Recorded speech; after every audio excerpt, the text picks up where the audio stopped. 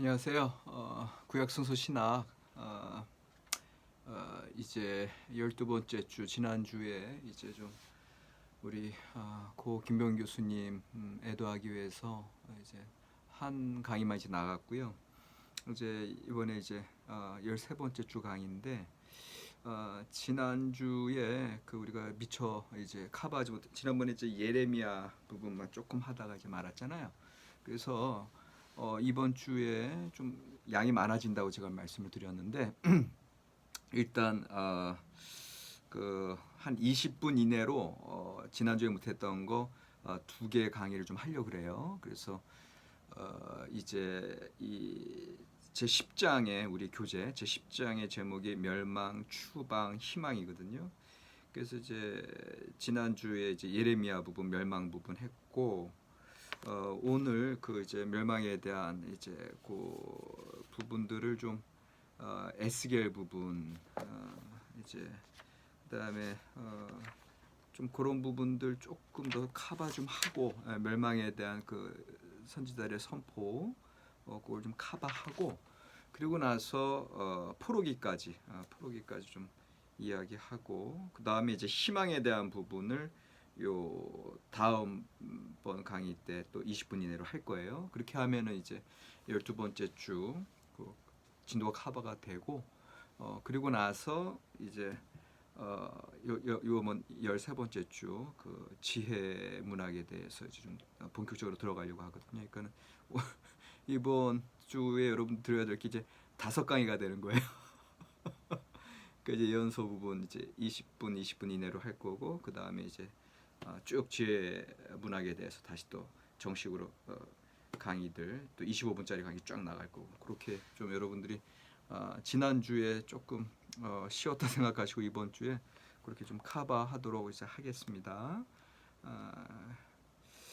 그리고 이제 여러분들 이제 기말 시험 성적에 대해서 지금 이제 고민하고 있는데 일단 여러분들 그 우리 수업 계획서에 보면 출석이 20%고 참여도가 20% 그러니까 합하면 40%거든요. 요게 이제 여러분들 이제까지 낸 과제를 통해서 달성이 되고 중간 시험 30%도 같이 좀 계산을 하려고 그래요. 그러니까 다시 말하면 여러분들이 이제까지 출석하시고 과제 제출하신 게 총 70%가 이미 점수가 이제 쌓였다 생각하시고 요 기말 부분은 그 예언서 신학 끝날 때 과제를 하나 내드릴 겁니다. 그래서 그 과제가 기말 시험에 30% 중에 10점이 들어갈 거고 그다음에 이제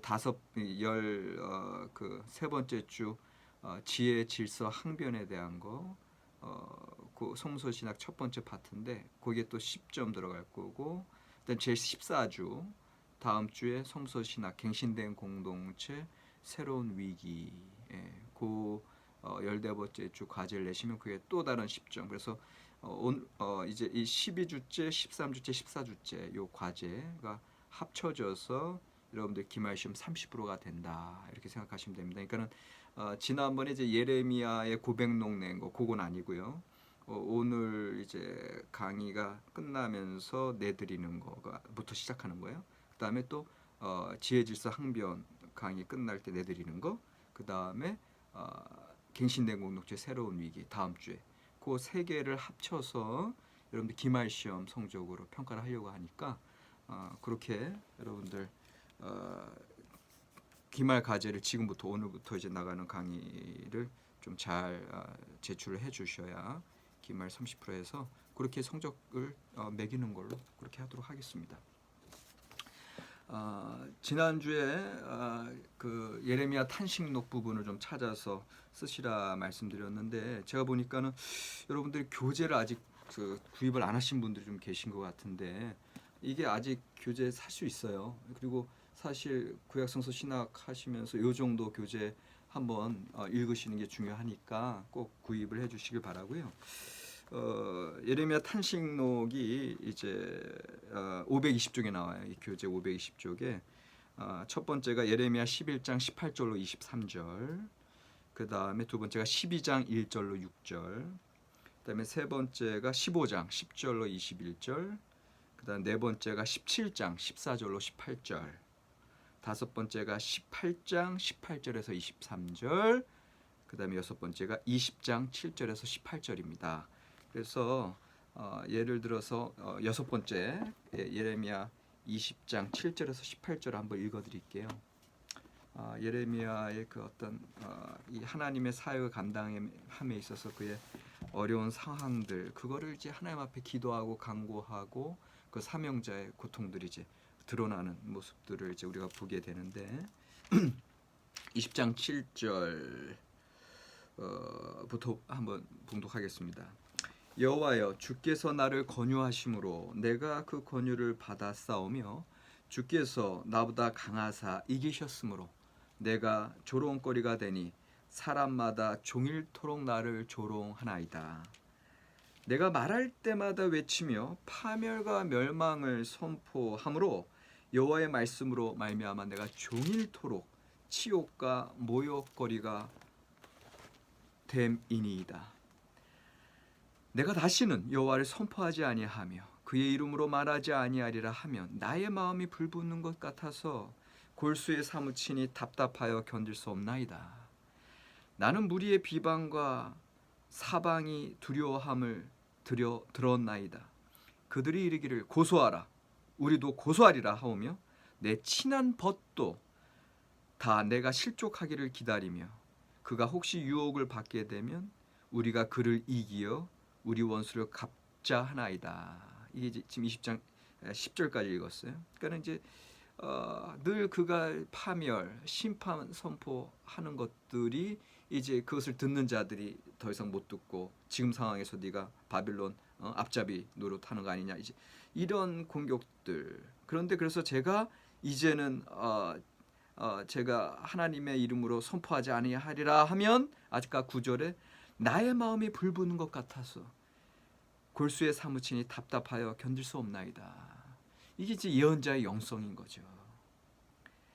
그런데 11절, 12절, 13절에서 이제 탄식시와 같이 여전히 여호와 하나님을 신뢰하는 거, 결국 13절에 찬양이 나오는데, 근데 또 14절부터 보면은 자기 생일 저주가 나와요. 14절 이하에 보시면 내 생일이 저주를 받았다면 나의 어머니가 나를 낳던 날이 복이 없었다면 나의 아버지에게 소식을 전하여 이르기를 당신이 득남하였다 하여 아버지를 즐겁게 하던 자가 저주를 받았다면 쭉쭉쭉쭉 18절 마지막 절에 어찌하여 내가 태에서 나와서 고생과 슬픔을 보며 나의 날을 부끄러움으로 보내는고 하니라. 아멘. 이렇게 돼 있어요. 그러니까 이제 이 하나님의 사명자들의 고통이 속속들이 반영되어 있는 게 지금 예레미야 이런 고백록 탄식들이다. 이 책에서 520쪽에서 시인은 야훼께 상처, 슬픔, 분노, 절박한 위험의 감정으로부터 건져줄 것을 기도한다. 시인은 야훼로부터 도움을 구하면서 또한 야훼께서 자신을 위협하는 자들에게 대항하여 간섭해 주실 것을 청원한다. 그러면서 몇째 줄 내려오면 이런 것들이 야훼의 신실한 종들의 울부짖음이다. 그래서 지금 예레미야 같은 경우 이렇게 눈물의 선지자로 자기의 사명을 감당할 수밖에 없었던 그런 모습을 보게 되고요. 근데 참 이 예레미야의 고백록 탄식시 이런 것들 보면은 시편의 탄식시가 들어와 있어요. 그 다음에 좀 더 나가서 자기 생일 저주하는 게 들어와 있고요. 근데 요것이 나중에 욥기는 모든 전승들이 또 욥기에 다 들어가 있거든요. 그러니까 욥기에서 탄식시도 나오는데 이 예레미야의 생일 저주까지도 나와요. 그런데 욥기는 한 발 더 나가요. 왜냐하면 예레미야는 자기가 난 날에 대해서 이제 생일 저주하는 그런 탄식시를 한다면 욥가 같은 경우는 오히려 자기를 잉태했던 날 밤으로 더 소급해서 올라가요. 자기가 태어난 날 말고 10개월 전에 그 자기를 잉태한 그 날 자체도 다 없어졌으면 하는. 그러니까 이런 탄식시들도요. 보시면 시편의 탄식시, 예레미야의 탄식시, 욥기의 탄식시, 벌써 구약 성경 내에서도 이런 탄식시들이 이제 그 전승 과정 가운데 그때 그 분들의 상황에 따라서 그 신앙인의 고백에 따라서 그 탄식시들이 이제 전승이 보존되고 또 이렇게 변혁되어지는 것들을 이제 보게 되거든요. 그러니까는 여러분들 이제 성서 신학을 하시면서 그런 일관된 전승의 흐름들을 파악해야 되는 거, 그리고 이것들이 똑같은 탄식시 장르 같은데 그분들의 그 특수한 상황에 따라서 변혁되는 것들을 이제 발견하시는 거거든요. 이게 이제 성서 신학적인 해석이에요. 그리고 그런 해석이 될 때 여러분들 뭘 발견하시냐면 예레미야의 경우에 있어서는 왜 예레미야가 이렇게 자기의 생일을 저주할 수밖에 없었는가? 결국 심판을 선포할 수밖에 없고 사람들이 듣기 싫어하는 내용들을 선포할 수밖에 없는데 그거는 예레미야가 마음대로 하는 게 아니죠. 여호와께서 가라사대 하나님께서 받은 말씀을 예탁받은, 예언할 때 예자는 예탁받는다는 거 아니에요. 예탁받은 자가 나비 being sent, 하나님으로부터 이제 보내심을 받은 거거든요. being sent. 그러니까 히브리어 나비 예언자들은 보냄을 받은 자들. 그러니까 내 마음대로 얘기할 수 있는 게 아닌 게 예언자인 거예요. 예. 그리고 그것이 사람들에게 상관없이 하나님의 뜻대로 선포하는 그런 상황 속에서 여전히 예레미야는 그런 하나님의 사람으로 서 있으면서 동시에 사람들에게 선포해야 되는 중간자적인 입장이거든요. 그런 중간자적인 입장에서 자기의 고통의 비애를, 그 사명자의 고통을 자기의 생일 저주로, 방금 얘기했던 20장 14절에서 18절로 이제 얘기할 수밖에 없는 상황인 거죠. 근데 이제 이게 이제 어떤 사명자의 고통을 얘기한다면 욥기에 있어서는 이 탄식이 생일 저주에서 자기의 잉태된 날의 저주까지 더 깊이 들어가잖아요. 그 소리는 뭐냐면은 지금 그 탄식의 전승이 아직 탄식의 전승에서는 항상 신뢰함이 들어가거든요. 시편에서의 그 전통 자체는 여호와에 대한 신뢰함. 그 여호와에 대한 신뢰함이 지금 예레미야에서는 아까 20장에 11절에서 12절에 나오면서 13절에 찬양으로 끝나는 거. 이게 이제 시편 탄식시가 그대로 들어와 있는 건데 이 정도의 신뢰가 욥기에서는 아예 없어져 버려요. 욥기에서는 무조건적인 항변으로 간단 말이에요. 이거 자체는 뭐예요? 그 탄식의 정도가, 그리고 기존의 신앙 전승으로 해결받을 수 있었던 상황이 예레미야까지는 가능하단 말이죠.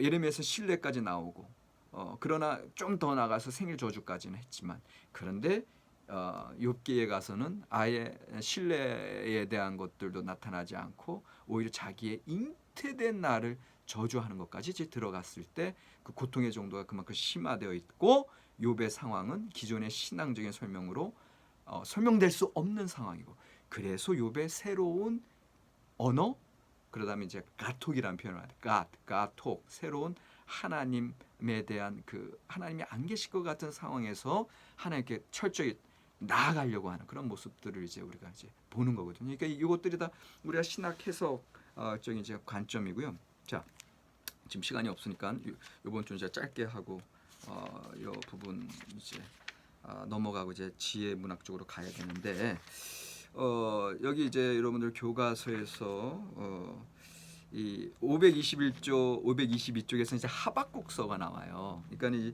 이 하박국 같은 경우도 어떻게 보면은 이제 우리 여기 저자들, 책의 저자도 521쪽에 보면은 이 역사적 격변의 시기, 예레미야의 전승과 좀 그 시대가 이제 비슷하게 이제 격변의 역사 속에서 하나님의 사람들이 맞닥뜨린 그런 고통의 상황을 이제 얘기하는 거, 이게 이제 하박국서에서도 나타난다는 거거든요. 522쪽에 보면은 첫 번째 줄에 격변 속에서도 진지했던 신앙의 사람들이 직면한 공경은 하박국서라는 작은 책 안에서도 반영되어 있다. 그러면서 자신의 작품이 정경 안에 포함된 하박국은 예레미야만큼이나 활동적인 인물은 아니었지만 그런 하박국서는 이 시기에 즈음하여 형성되었을 것이고, 이 하박국서를 얘기하는 게 거기에 하나님과의 대화 장면이 있고, 그 대화 장면은 도대체 하나님, 왜 하나님을 모르는 이 이방 민족이 하나님의 백성인 우리들을, 이 갈대아인들이 왜 우리를 처참히 짓밟습니까? 라고 하는, 어떻게 보면 하나님의 세상 섭리에 대한 질문이 하박국서에서도 들어가 있거든요. 거기에 대해서 하나님께서는 그런데 즉답을 하시는 게 교만한 적들을 이제 하나님께서는 이제 여기 2장 4절에 보라 그의 마음은 교만하며 그 속에선 정직하지 못하나. 결국은 교만하고 정직하지 못한 자들은 하나님의 심판을 받지만 2장 4절 후반절에 의인은 그의 믿음으로 말미암아 살리라 해서 분명한 대답을 주시는 거죠. 예. 그리고 여기서 나온 의인은 그 믿음으로 말미암아 살리라. 하나님을 신뢰하는 신앙이 지금 포로기 직전에 이스라엘 백성들이 지금 적국에 의해서 짓밟혀지는 그 순간에도 하나님 앞에 철저하게 주님의 앞에 신실함을 보인 그 신앙인들이 결국은 남은 자들로서 살아갈 수 있다라고 하는 그런 메시지로 들어오는 거거든요. 그래서 523쪽에 보면 523쪽 첫 번째 절 하나님을 신뢰하는 것이 행복과 안전의 충분 조건임이 확실히 드러난다. 그래서 여기서 얘기하는 이제 신뢰하는 거 에무나인데 에무나라고 하는 신실성, steadfast 그냥 늘 꾸준히 나아가는 삶. 그러니까는 참 쉽지가 않아요. 이런 멸망이 그 바벨론의 그 군합발에 의해서 철저히 짓밟혀지는 그런 위기의 상황들 597년에 그랬고 587년에 그랬고 또 82년에 이런 이제 계속 수차례 이루어지는 그런 상황 속에서도 보라 그의 마음은 교만하여 그 속에서 정직하지 못하나 하나님을 신실히 섬기지 못하는 자들은 심판받으나 의인은 그의 믿음으로 말미암아 살리라. 그의 신실함으로 꾸준함으로 이런 신앙의 선포들이 이제 하박국을 통해서 나타나면서 그러면서 하박국 2장 20절에 오직 야훼는 그 성전에 계시니 온 땅은 그 앞에서 잠잠할지니라. 이런 신앙적인 선포 얼마나 그때 당시에는 상상할 수 없는 인간적인 시각에서는 당장 눈앞에 그런 칼이 창이 들이닥치는 그런 상황 속에서도 오직 성전 앞에 계신 하나님, 성전 안에 계신 하나님 앞에 잠잠한 신앙, 이런 신앙들이 선포되고 있다는 거 참 이런 것들을 또 우리가 예언서 통해서 이제 보게 되는 거고요. 하박국 2장 14절 이는 물이 바다를 덮은 같이 여호와의 영광을 인정하는 것이 세상에 가득함이니라. 그 멸망 앞에서 세상적인 실패와 죽음 앞에서 여전히 하나님의 전적인 주권을 인정하는 신앙. 이게 이제 하박국서가 보여주는 신앙이고요.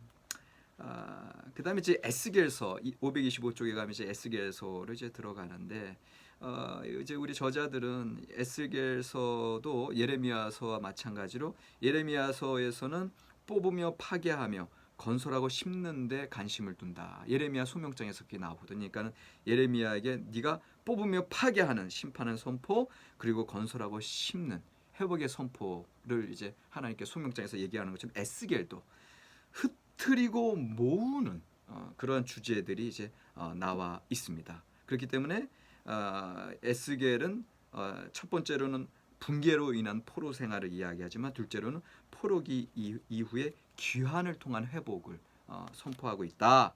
그래서 에스겔서 포로 생활의 흐트림이 에스겔서 1장에서부터 24장에 나오면 그 다음에 모으는 일은 25장에서 48장에 이렇게 두 가지로 딱 주제들이 에스겔서에서는 나뉘어 있는 것으로 이제 보고 있고요.